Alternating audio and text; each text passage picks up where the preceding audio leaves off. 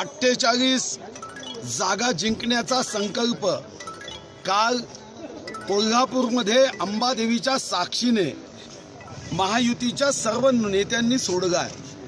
अंबा मातेचा आशीर्वाद घेऊन, शक्तिदायिनी माता महाकालीचा आशीर्वाद घेत चंद्रपूर यवतमाळ लोकसभा मतदारसंघाचे महायुतीचे अधिकृत उमेदवार श्री हंसराज अहिर यांचं आवेदनपत्र आज आम्ही जिल्हाधिकारी महोदयांना सादर केलं आहे। आमचा विश्वास आहे की या निवडणुकीत आजपर्यंत महायुतीच्या पदाधिकाऱ्यांनी, कार्यकर्त्यांनी जनतेला ईश्वराचा अंश समजून विकासाच्या माध्यमातून जी सेवा केली, त्या सेवेची पावती ही 11 एप्रिलच्या निवडणुकीत ईव्हीएम मशीनची बटन दाबून लोक आपला मतरूपी आशीर्वाद देईल।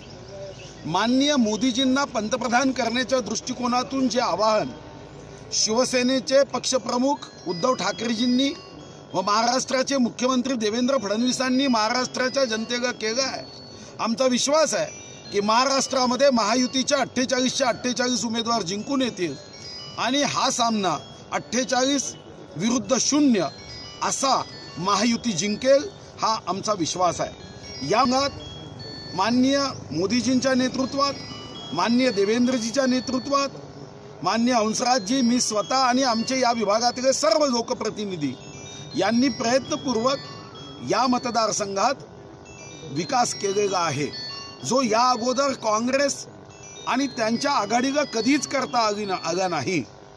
या विकासाच्या मागे जातपात धर्म हे आडवं येणार नाही।